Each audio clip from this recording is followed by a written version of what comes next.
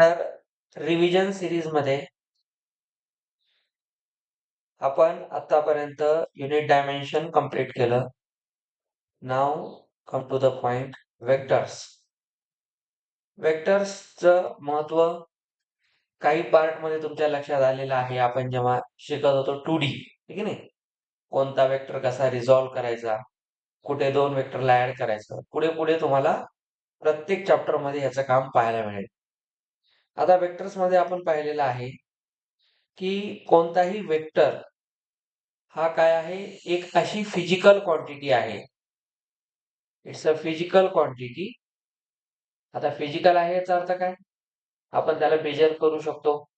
ठीक आहे, या क्वांटिटीला एकतर काय असलं पाहिजे, मॅग्निट्यूड, म्हणजे एक न्यूमेरिकल व्हॅल्यू असली पाहिजे त्याची. मॅग्निट्यूड म्हणजे न्यूमेरिकल व्हॅल्यू. त्याच्यानंतर मॅग्निट्यूड सोबत त्याला एक डायरेक्शन असली पाहिजे, आणि त्यानंतर त्याने वेक्टर ऍडिशन रूल फॉलो केला पाहिजे. वेक्टर ऍडिशन रूल याच्या आपल्याला काही जास्त वेळ घालायचा नाहीये रिव्हिजन मध्ये, कारण आपण याला खूप डीप मध्ये शिकलेलं होतं. वेक्टर ऍडिशन रूल, तीन गोष्टी आपण जर चेकआउट केल्या, या तिन्ही गोष्टी एखाद्या क्वांटिटीमध्ये आहेत, तर आपण तिला वेक्टर म्हणतो. वेक्टरला आपण मराठीमध्ये सदिश राशी म्हणतो. नावाने कळतं तुम्हाला, सदिश राशी. याचा अर्थ काय बघा, दिश म्हणजे दिशा, स म्हणजे असणे. संस्कृत ज्याचं ज्याचं होतं त्याला माहिती, स आहे नाही, सदिश दिशा असलेले. आणि स्केलर्सला आपण अदिश म्हणतो, अदिश म्हणजे दिशा नसलेली. तर मॅग्निट्यूड शिवाय तर फिजिकल क्वांटिटी होऊ शकत नाही, कारण मॅग्निट्यूडचा अर्थच न्यूमेरिकल व्हॅल्यू आहे. आपण त्याला कॅल्क्युलेट केलं पाहिजे, मोजलं पाहिजे, मोजू शकलो पाहिजे, तर आपण त्याला फिजिकल म्हणणार. अदरवाईज वेक्टर्स मध्ये या तीन गोष्टी असतात, आणि हा जो तिसरा पॉइंट आहे तो जास्त मेन होता. ठीक आहे, आता कोणताही वेक्टर कसा दाखवतात, तर वेक्टर मध्ये रिप्रेझेंटेशन, कोणताही वेक्टर आपण एका एरो डायग्रामने दाखवतो. तर वेक्टर दाखवण्यासाठी आपण एक एरो काढतो या पद्धतीनं, आणि त्या एरो मध्ये हा जो पार्ट असतो याला आपण टेल म्हणतो, या पार्टला हेड म्हणतो. जो हेड असतो वेक्टरचा तो डायरेक्शन दाखवतो.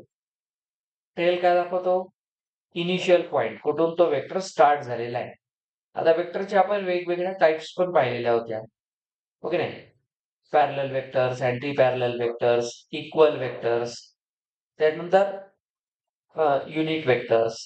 तर वेक्टर जो असतो, समजा हा एक वेक्टर आहे ए, त्याला या पद्धतीने आपण लिहिलं, तर वेक्टर ए हा कसा रिप्रेझेंट होईल, त्या वेक्टरचं असलेलं मॅग्निट्यूड मॉड मध्ये टाकलं, म्हणजे आपण त्याला एक न्यूमेरिकल व्हॅल्यू दिली, म्हणजे त्याचं मॅग्निट्यूड घेतलं. हे फक्त मॅग्निट्यूड आहे, मॅग्निट्यूड मध्ये साइन इन्क्लूड नसतं. एक मिनिट, पहा इथे वेक्टरला एक मॅग्निट्यूड आहे आणि सोबत एक डायरेक्शन देतो आपण. तर ही डायरेक्शन देण्यासाठी आपण काय करतो, एक एन कॅप नावाचा वेक्टर इथं लावतो. एन कॅप हा एक युनिट वेक्टर आहे, म्हणजे ही ही ही व्हॅल्यू काय करते, मॅग्निट्यूड देते, आणि ही व्हॅल्यू डायरेक्शन देते. तर अशा खूप साऱ्या क्वांटिटीज आहेत ज्या वेक्टर आहेत, ज्यामध्ये आपण आतापर्यंत शिकलेली लेट्स से डिस्प्लेसमेंट आहे, वेलॉसिटी आहे, ऍक्सेलरेशन आहे, फोर्स आहे, फोर्स मधला टॉर्क प्रकार आहे. ठीक आहे, अशा खूप साऱ्या क्वांटिटीज आहेत. जसं आपण इलेक्ट्रिक फील्ड आहे, ठीक आहे, मॅग्नेटिक फील्ड आहे, पण त्यांचा फ्लक्स जो असतो काल आपण पाहिला, E dot A, B dot A, flux जो असतो डॉट आहे. डॉटचा अर्थ त्यांना आपण त्यांचं स्केलर प्रोडक्ट घेतो. ठीक आहे, तर या काही क्वांटिटीज आहेत ज्या ऍक्च्युअली वेक्टर्स आहेत. यांना डायरेक्शन शिवाय आपण एक्सप्रेस नाही करत. पण त्याच्यामध्ये एक एक्सेप्शन असतं, दॅट इज करंट. ठीक आहे ना? करंट बद्दल आपण काय बोलतो? करंट आय जो असतो, करंटला एक मॅग्निट्यूड आहेच. ठीक आहे, आपण त्याला एम्पियर मध्ये कॅल्क्युलेट करतो.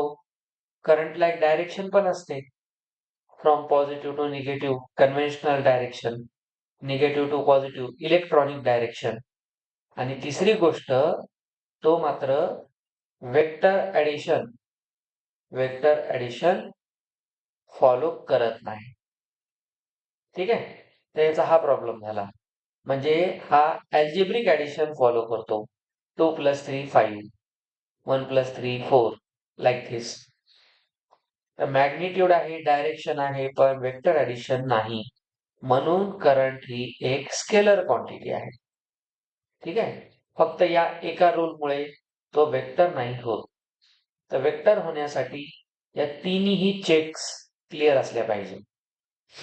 आता वेक्टर मध्ये त्याचा मॉड्युलस लिहितात, हे सगळं झालं. मग आता वेक्टरच्या ज्या वेगवेगळ्या आपण टाइप्स पाहिल्या, जसं लाईक वेक्टर्सच्या नंतर कोलिनियरला दुसरं नाव असते पॅरलल वेक्टर्स. आता लाईक वेक्टर्स कोणते? लाईक वेक्टर्स आणि अनलाईक वेक्टर्स याच्यामध्ये एक छोटासा फरक आहे. आता लाईक वेक्टर्सला आपण काय म्हणतो? Having same sense of direction. म्हणजे असे दोन वेक्टर ज्यांचा डायरेक्शन सेम आहे, त्यांना आपण लाईक वेक्टर्स म्हणतो. म्हणजे समजा एक वेक्टर आहे ए नावाचा, ए वेक्टर. बघा, ही त्याची लेंथ आपण मोजली तर ते झालं त्याचं मॅग्निट्यूड. आणि दुसरा एक वेक्टर आपण घेतला बी, त्याची लेंथ ए पेक्षा जास्त आहे. ठीक आहे, पण बघा दोघांची डायरेक्शन सेम आहे. तर हे दोन काय झाले? Like vectors. ठीक, म्हणजे एखादी बॉडी जर ईस्ट डायरेक्शनला जात असेल, त्याच वेळेस दुसरी बॉडी पण ईस्ट डायरेक्शनलाच जात असेल, तर आपण म्हणतो त्यांची जी व्हेलॉसिटी आहे ती सेम आहे. व्हेलॉसिटी सेम आहे. म्हणजे दोघांचं मॅग्निट्यूड वेगळं राहू शकतं, म्हणजे स्पीड वेगळी राहू शकते. आता एकाच हायवेवर आपण पाहतो, अशा एखाद्या हायवेवर खूप सारे व्हेकल्स सेम डायरेक्शनने जातात. ठीक आहे नाही? सेम डायरेक्शनने, पण कोणाची स्पीड खूप जास्त असते, कोणाची खूप कमी असते. म्हणजे यांची वेक्टरची लेंथ कमी आहे, पण डायरेक्शन सगळ्यांची सेम आहे. हे सगळे लाईक वेक्टर्स आहेत. लाईक वेक्टर्स, अनलाईक वेक्टर्स हे लँग्वेज म्हणून एक्झाम मध्ये दिले जातात, तर लक्षात ठेवत चला. कोलिनियर और पॅरलल वेक्टर्स कोणते आहेत?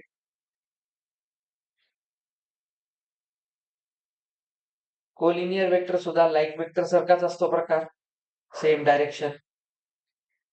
ठीक आहे, सेम डायरेक्शन. म्हणजे हा एक वेक्टर असा आहे, दुसरा असा आहे, म्हणजे लाईक वेक्टर सारखाच हा प्रकार असतो.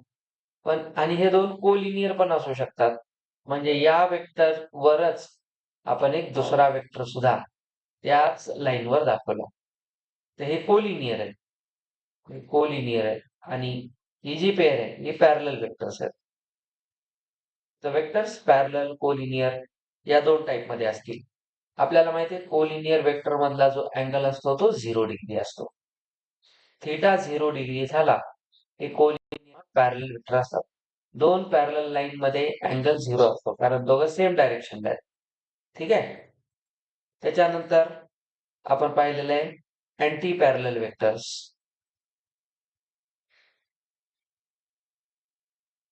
Anti parallel vectors direction opposite असतात, अशा पद्धतीने. म्हणजे यांच्यामधला जो अँगल असतो तो 180 डिग्री असतो. अँटी पॅरलल वेक्टर्स सरळ सरळ मिनिंग आहे ऑपोजिट डिरेक्शन्स. तर हे काही महत्वाचे वेक्टर्स आहेत. त्यानंतर आहेत कोप्लेनर वेक्टर्स. आता मॅथ्स मध्ये आपण पुढे काय शिकतो? कोप्लेनॅरिटी, कोलिनियरिटी. म्हणजे दोन वेक्टरला कोलिनियर असण्याच्या काय काय कंडिशन असतील, कोप्लॅनर असण्याच्या काय कंडिशन असतील, तर त्यांना आपण कोलिनियरिटी, कोप्लॅनॅरिटी असे मॅथमॅटिकल कॉन्सेप्ट असतात. कोप्लेनर वेक्टर्स असे vectors lying in same plane, असे वेक्टर जे एकाच प्लेन मध्ये असतात. आता समजा आपण एक प्लेन अज्युम केला, हा एखादा प्लेन आहे, असा एक प्लेन आपण अज्युम केला, तर या प्लेन मध्ये जर आपण दोन वेक्टर्स घेतले जे याच प्लेन मध्ये आहेत, म्हणजे त्यांनी आपला प्लेन नाही सोडला. समजा एक वेक्टर इकडे जात आहे,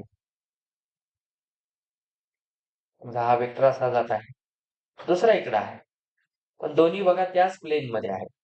असं नाहीये की एखादा वेक्टर असा वर जात आहे, याने प्लेन सोडला. ठीक आहे, आपण ह्याला कोप्लेनर म्हणतो. हे दोन कोप्लेनर आहेत. को म्हणजे सोबत, प्लेनर म्हणजे एकाच प्रतलात असलेले, ह्याला प्रतल किंवा प्लेन म्हणतात. तर सेम प्लेन मध्ये आहेत, परंतु याने जर असा किंवा असा वेक्टर असेल तर हे कोप्लेनर नाहीत, कारण यांचा प्लेन बदलला. ठीक आहे, तर हे कोप्लेनर वेक्टर आहेत.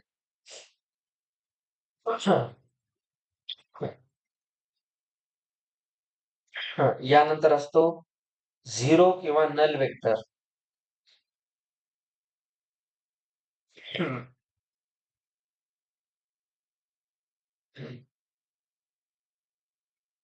झिरो किंवा नल वेक्टर ह्याला काय म्हणणार आपण? असा वेक्टर ज्याचं मॅग्निट्यूड 0 आहे. म्हणजेच काय, त्याचा इनिशियल आणि फायनल जो पॉइंट असतो त्या वेक्टरचा, तो कॉइन्साइड होतो, म्हणजे एकाच जागेवर दोन्ही पण. आता याची डायरेक्शन काय असेल? डायरेक्शन असते आर्बिट्ररी. झिरो वेक्टर कोणत्याही डायरेक्शनला जाऊ शकतो. आता एखादा आपण स्थिर ऑब्जेक्ट आहे, काच रेस्टवर आहे, त्याची डायरेक्शन सांगता येईल का? डायरेक्शन तेव्हाच सांगता येईल जेव्हा तो मोशन मध्ये असेल. आता तो जर इकडे चालत गेला तर आपण म्हणतो हा चला ही त्याची डायरेक्शन आहे. पण जागेवरच उभा असलेल्याला तर कोणत्याही डायरेक्शनला जायला चान्स आहे ना, त्याचं काही पक्का नाहीये डायरेक्शन. म्हणजे हे काय झालं? Any direction. आर्बिट्ररी डायरेक्शनचाच अर्थ असतो एनी डायरेक्शन, कोणत्याही डायरेक्शनला जाऊ शकतो. तर झिरो वेक्टरचे तेवढंच महत्व आहे. दोन वेक्टर झिरो वेक्टर असणे म्हणजे त्यांची सम 0 असणे. त्यानंतर आहे सगळ्यात महत्वाचा युनिट वेक्टर्स. नावांकात आपल्याला एखाद्या वेक्टरचा युनिट वेक्टर कसा काढला जातो? आपण एक वेक्टर घेतला ए, ए वेक्टरचा जर मला युनिट वेक्टर काढायचा आहे, त्याला ए कॅपने दाखवतात, तर आपण काय लिहित होतो? कोणत्याही वेक्टरला त्याच्या मॅग्निट्यूडने डिवाइड करा. हे आता एक फारच बेसिक आहे, पण हे प्रचंड इम्पॉर्टंट आहे. युनिट वेक्टरचं कामच आहे डायरेक्शन देणं, आणि डायरेक्शन देण्यासाठी आपण ही कॉन्सेप्ट लावतो. जसं आपण वेगवेगळ्या फॉर्म्युल्यांमध्ये वेक्टर फॉर्म पाहतो, जसं ग्रॅव्हिटेशन लॉ आहे न्यूटनचा, किंवा कुलम्स लॉ आहे इलेक्ट्रोस्टॅटिक्सचा, त्याच्यामध्ये आपण वेक्टर फॉर्म सुद्धा लिहितो. आपण फक्त मॅग्निट्यूड काढतो G m1 m2 upon r square, त्याचं मॅग्निट्यूड झालं. पण त्याला आपण जेव्हा डायरेक्शन देतो, कुलोम्ब्स लॉ मध्ये कुलोम्बिक फोर्सला डायरेक्शन देतो, त्यावेळेस आपल्याला युनिट वेक्टर लागतो. युनिट वेक्टर्स हा या एक मेन पार्ट असतो. तर युनिट वेक्टर सोबत एक महत्वाची गोष्ट, आपण एक रेक्टँग्युलर कोऑर्डिनेट्स वर पाहतो. ओरिजिन पासून जर आपण एक्स, वाय आणि झेड असे 3 ऍक्सिस कन्सिडर केले, त्याच्यामध्ये हे तिन्ही म्युच्युअली परपेंडिक्युलर आहेत. ठीक आहे, तर आपण इथे म्हणतो की हा जो पहिला वेक्टर आहे त्याचं हे डायरेक्शन आहे, याचं हे डायरेक्शन आहे, आणि याचं इकडे डायरेक्शन आहे. तर हे त्यांचे डायरेक्शन दाखवणारे वेक्टर्स आहेत. तर यांच्यामध्ये यांचं जे मॅग्निट्यूड असतं ते असतं नेहमी 1, कारण ते युनिट आहे, युनिटचा अर्थच 1. तर यांची लेंथ 1 युनिट आहे. याचा अर्थ असा आहे की यांना आपण सिम्प्लिफाय केलं ते कॅन्सल होऊन 1 मिळतं. आता बघा, याच्यासाठी आपण पॉझिटिव्ह एक्स डायरेक्शन मध्ये आय कॅप, हा जे कॅप आणि हा के कॅप लिहितो. तर हा एक्स वाय झेड ऍक्सिस आहे. ऑब्विसली इकडे आय कॅप असेल तर या डायरेक्शनला निगेटिव्ह आय कॅप असेल, त्याच्या या ऑपोजिट डायरेक्शनला निगेटिव्ह जे कॅप असेल आणि इकडे ऑपोजिट गेलं तर निगेटिव्ह के कॅप असेल.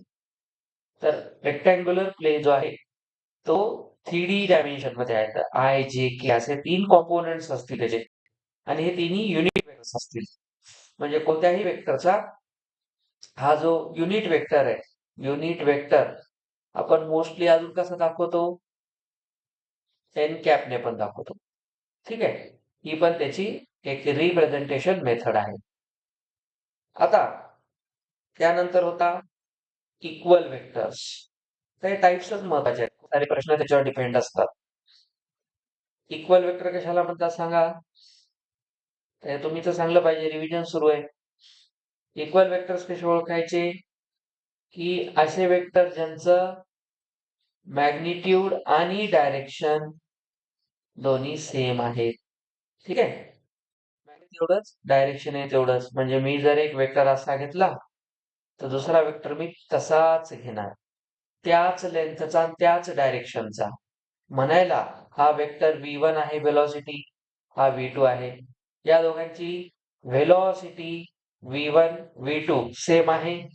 या दोघांचं मॅग्निट्यूड मॉड v1 v2 पण सेम आहे. तर आपण यांना म्हणणार इक्वल वेक्टर्स. याच्यानंतर महत्वाचं असतं पोझिशन वेक्टर. पोझिशन वेक्टर्स नावावरून कळतं की असे वेक्टर जे एखाद्या पॉइंटची त्या प्लेन मध्ये स्पेस मध्ये पोझिशन सांगतात. जसं आपण एक्स वाय झेड ऍक्सिस आता इथे पाहायला, समजा या पद्धतीने एक ऍक्सिस आहे, एक्स वाय प्लेन आहे आणि समजा इकडून आपण घेतला झेड, तिसरा प्लेन घेतला. तर आपण दोन बघू, सध्या एक्स वाय बघू. तर एक्स वायच्या ह्याच्यामध्ये जर मला इथे एखादा पॉइंट आहे, ऑब्जेक्ट आहे, बॉडी आहे, या बॉडी पी पॉइंटचं मला ओरिजिन ओ पासून काय करायचंय, पोझिशन सांगायची. तर मी काय करणार, एक वेक्टर काढणार आणि त्यांना जोडणार या पद्धतीने. पण जोडलं कुठून? ओरिजिन पासून. तर ओरिजिन पासून जोडल्यानंतर जो वेक्टर मिळतो त्याला पोझिशन वेक्टर म्हणतात. हा जो पोझिशन वेक्टर आहे हा आपण आर वेक्टरने दाखवतो. ठीक आहे, तर position vector OP is R vector आणि हा काय करतो, gives position of any point in a plane. Plane मधल्या कोणत्याही पॉइंटची तो आपल्याला पोझिशन देतो. चला, आता आपण वेक्टर्स मध्ये पॅरलल शिफ्टिंग हा एक मेन प्रकार पाहत होतो. पॅरलल शिफ्टिंग काय होतं? पॅरलल शिफ्टिंग, आपण एखाद्या वेक्टरला एका ठिकाणाहून दुसऱ्या ठिकाणी without changing its direction and magnitude जेव्हा मूव्ह करेल तेव्हा आपण म्हणतो तो पॅरलली शिफ्ट झाला. जसा एक वेक्टर मी या डायरेक्शन मध्ये दाखवलेला आहे, याचं काही ना काही मॅग्निट्यूड आहे. आता या वेक्टरला मी काय करतो, इथून मूव्ह करतो. पण मूव्ह करत असताना बघा, मी याची डायरेक्शन चेंज नाही केली. जिकडे चाललंय तिकडेच आहे बघा अजूनही. डायरेक्शन म्हणजे मी याच्या अँगल सोबत कुठेही खेळलो नाही आणि ह्याला आणून मी इथं सोडलं. याच वेक्टरला मी उचलून समजा इथं आणलं. पहा, या वेक्टरला जेव्हा मी डॉटेड लाईनने कनेक्ट करेल या पद्धतीने तर एक पॅरलोग्राम म्हणतो. ठीक नाही, याच वेक्टरला जर मी दुसऱ्या इकडे लाईन सोबत जोडेल, एजेंट्स अशी, बघा हा वेक्टर इकडे एक पॅरलेलोग्राम बनवतो, असा पण एक पॅरलेलोग्राम बनवतो. याचा अर्थ हा जो आपला बेसिक वेक्टर होता हा झाला पॅरलली शिफ्ट. Parallelly shifted. असं का? बघा, ह्याची डायरेक्शन अँड मॅग्निट्यूड इज कन्झर्व्ड. ही आपण नाही चेंज केली, म्हणून आपण त्यांना म्हणतो parallel shifting. This is the property of vector. It's allowed. हे अलाउड आहे. त्याच्यामुळेच तर आपण पॅरलोग्राम लॉ काढला, ठीक नाही? आणि त्याचं नाव पॅरलल शिफ्टिंग का आलं? कारण तो एक पॅरलोग्राम होतो, म्हणून त्याचं नाव पॅरलल शिफ्टिंग. तर पॅरलल वेक्टरचा अर्थच काय होता? Same direction. आता आपण पाहिलं पॅरलल किंवा त्याच्यातला अँगल 0 डिग्री. आता या दोघांमधला अँगल 0च आहे, कारण सेम डायरेक्शनला जात आहे. तर parallel shifting is allowed, no problem. आणि हे खूप युजफुल पण आहे, नुसतं अलाउडच नाही. त्याच्यानंतर आपण दोन वेक्टर मध्ये अँगल्स पण घेतो, ठीक नाही? Angles between two vectors.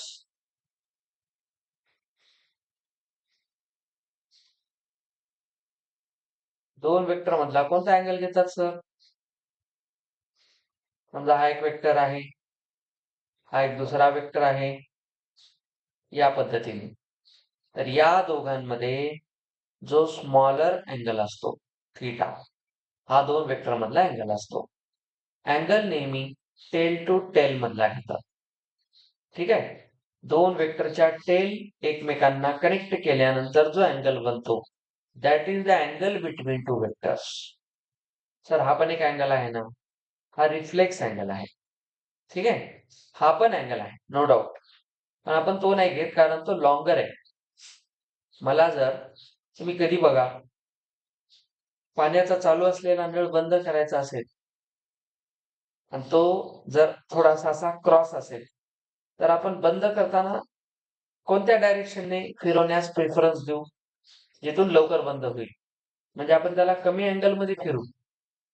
नाही तर एक असा आहे, समजा असा आहे, असा, आणि मी एवढा केल्यावरच तो बंद व्हायलाय. असा केला की बंद झाला. पण मी त्याला पूर्ण फिरून इकडून जर आणत असेल रिफ्लेक्स अँगल करून, तर विनाकारण मी जास्त एनर्जी यूज करत आहे. तर लक्षात घ्या, अँगल्स चा रोल खूप मोठा असतो लाईफ मध्ये. पूर्ण सायन्सच अँगल्स न चालतो. तर अँगल हा नेहमी कोणता घेतला जातो? अँगल बिटवीन टू वेक्टर्स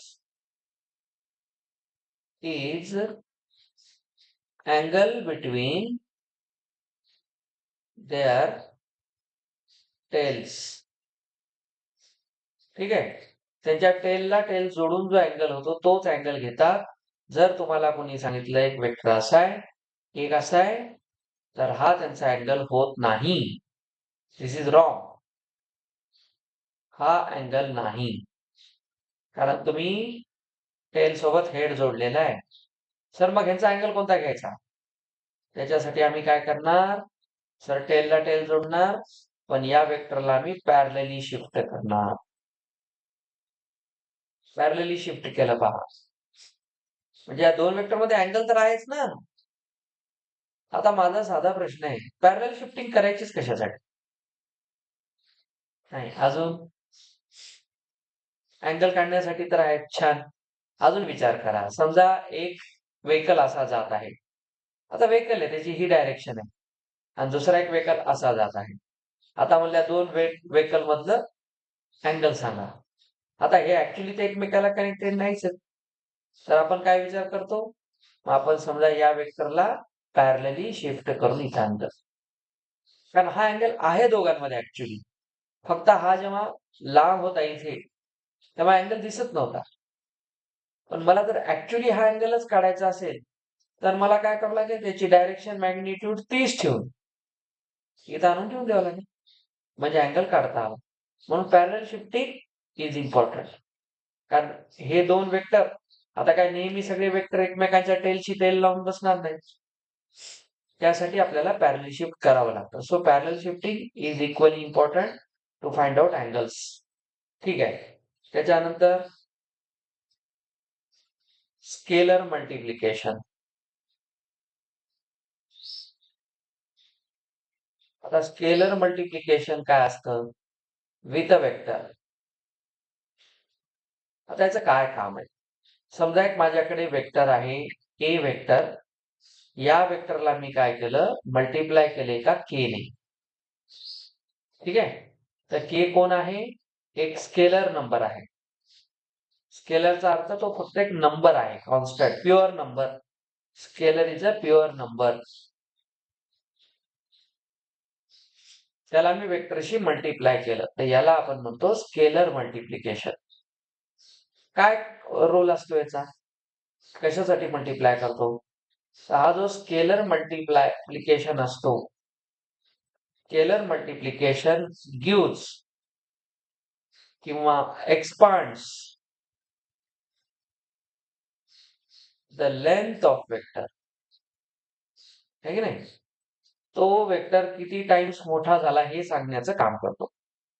मी जर असं म्हटलं की एक वेक्टर एवढा होता आणि आता तो डबल झाला, डबल झाला, है की नाही? म्हणजे हा जर वेक्टर ए आहे तर हा 2a आहे. तर हा 2 काय सांगतोय? याची लेंथ पहिलेपेक्षा डबल झाली, म्हणजे हा त्याचा एक स्केलर मल्टिपल आहे. तो सांगतो how many times a vector is changed with its previous version. तर तो झाला त्याचा स्केलर मल्टिप्लिकेशन. बाकी या बेसिक्स नंतर आपण फिरून फिरून कुठे येतो? ऍडिशन. दोन वेक्टरला ऍड करण्यासाठी आपल्याकडे एक आहे ट्रायंगल लॉ आणि एक आहे पॅरलेलोग्राम लॉ. मोस्ट केसेस मध्ये आपण पॅरलेलोग्राम लॉ वापरतो. ट्रायंगल लॉ काय सांगतो? दोन वेक्टरला ऍड करताना पहिला वेक्टर घ्या, दुसरा वेक्टरला पहिल्याच्या हेडला दुसऱ्याची टेल लावा. ठीक आहे. पहिल्याच्या हेडला दुसऱ्या वेक्टरची टेल कनेक्ट करा. तर हा दोघातला अँगल असेल का? नाही, अँगल तर हा नाहीये. This is not angle between two vectors. Wrong. तर मग आम्ही काय करणार? Then a vector joining the tail of first and head of second. This is called resultant vector. हा रिझल्टंट आहे. हा वेक्टर ए, हा बी. तर vector A plus B is called their resultant vector. And this is known as triangle law of addition. तर हा addition law. मग sir vector मधला angle कोणता घेतात? त्याच्यात दोन टाईपचे अँगल्स असतील. ते कसे सर? पहा, त्याला जर पुढे एक्सपांड केलं तर हाच वेक्टर पुढे आला असं समजा. तर हा जो अँगल आहे, हा अँगल, हा दोन वेक्टर मधला अँगल आहे. आणि मग हा अँगल सर, हा अँगल रिझल्टंटचा अँगल असतो. हा रिझल्टंटने केलेला अँगल आहे. समजलं? आता आपल्याकडे होता पॅरलेलोग्राम लॉ. पॅरलेलोग्राम लॉ काय सांगायचा हा? आता याच्या मी काय प्रूफ मध्ये जाणार नाही, शिकवलेले तुम्हाला. तर हा सांगतो की जर आपल्याकडे दोन वेक्टर असतील ए अँड बी आणि या दोघांना मला ऍड करून रिझल्टंट काढायचा आहे, तर मी काय करतो? Resultant of the vector by its magnitude is given by under root first vector plus second vector यांचे magnitude plus 2ab cos theta. यांच्यातला नेहमी कोसाइन अँगल घेतला जातो. हा फॉर्म्युला तर आता म्हणजे अतिशय महत्वाचा आहे दोन वेक्टरला ऍड करण्यासाठी.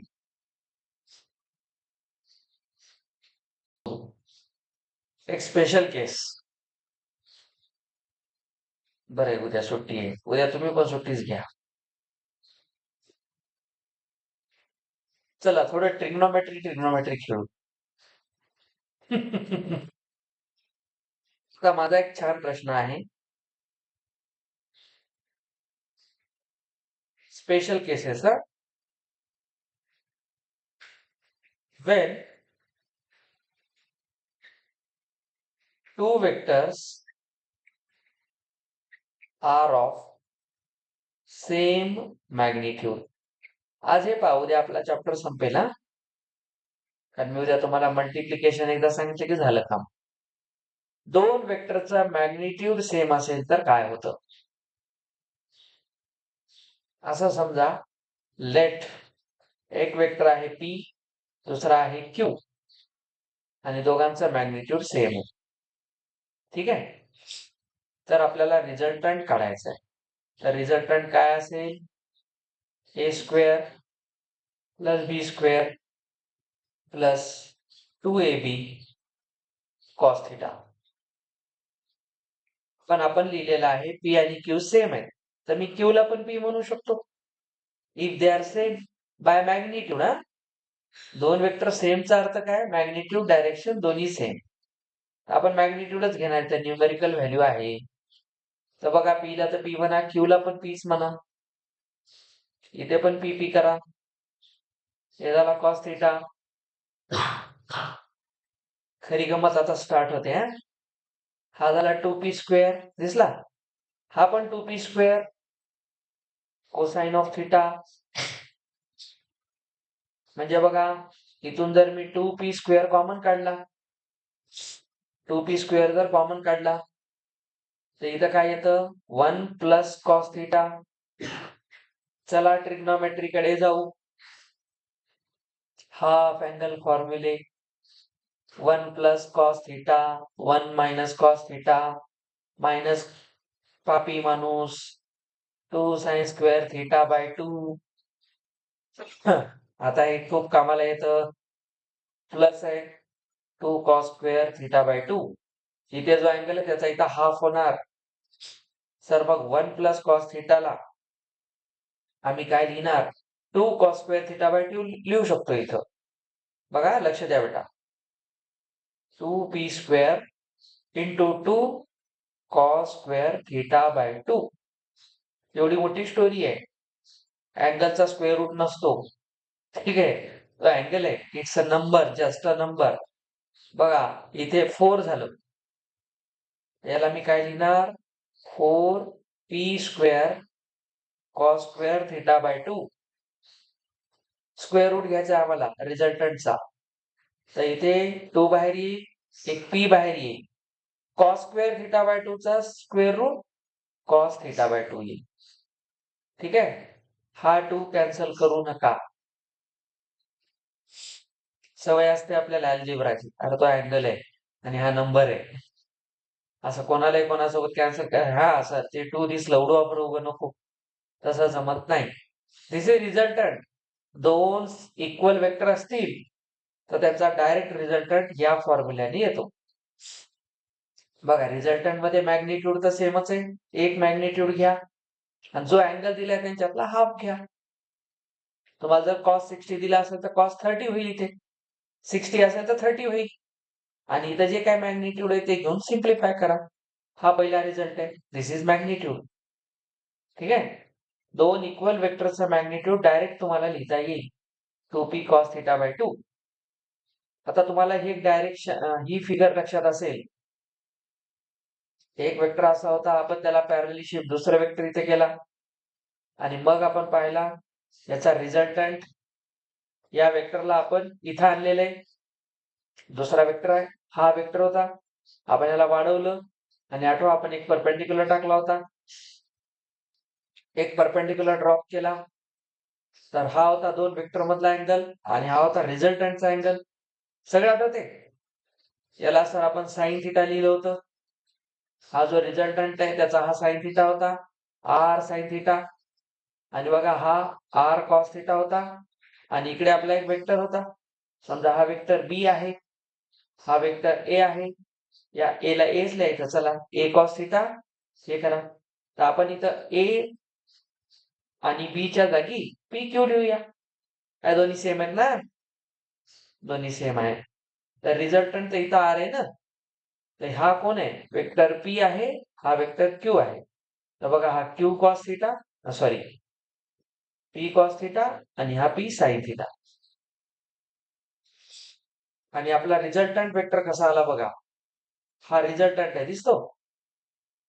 आणि आपण जर ह्याला असं घेतलं तर बघा, हा पी साइन थिटा आहे. इथून इथपर्यंत दोन पार्ट होते, एक क्यू होता प्लस पी कॉस थिटा होता. आता आपण एक काम करू, दोन्ही इक्वल आहेत ना, पी आणि क्यू जर इक्वल आहे स्पेशल केस मध्ये, तर या क्यूला पीच म्हणा ना, ठीक आहे. आणि हा अल्फा आला, तर दोन वेक्टर रिझल्टंटचा अँगल किती होतो सर? तो टॅन अल्फा होईल. टॅन अल्फा काय असते? Opposite to adjacent. ऑपोजिट कोण आहे? P sine theta. ऍडजसंट कोण आहे? P plus P cos theta. बघा, ट्रिग्नोमेट्री का खेळ start. P sine theta, sir P common काढा, 1 प्लस कॉस थिटा. आता आरामात ह्याला मारा, वर आला साइन थिटा, खाली 1 plus cos theta. Sir sine थिटाला आम्ही साइन 2 थिटा सारखं लिहू शकतो. साइन 2 थिटा काय होता सगळ्यांना आठवतं? 2 साइन कॉस, अँगल हाफ होतो. तर 2 थिटा होता तेव्हा थिटा येईल, थिटा असेल तेव्हा थिटा बाय 2 होईल. तर साइन थिटाला काय लिहिता येते? 2 sine theta by 2 cos theta by 2. आणि सर 1 प्लस कॉस थिटाला तर इथे लिहिलेलंच आहे, 2 कॉस स्क्वेअर थिटा बाय 2. तर हा 2 गेला, एक कॉस ह्याच्यासोबत गेला, तर खाली एक कॉस थिटा बाय 2 उरला. तर बघा, टॅन अल्फा काय झाला? वर साइन थिटा बाय 2, खाली cos theta by 2. Sine by cos असतो टॅन थिटा बाय 2. दोन्हीकडचा टॅन कॅन्सल झाला. तर रिझल्टंटचा अँगल आहे दिलेल्या अँगलच्या half. This is the special result. This is the proof of that result.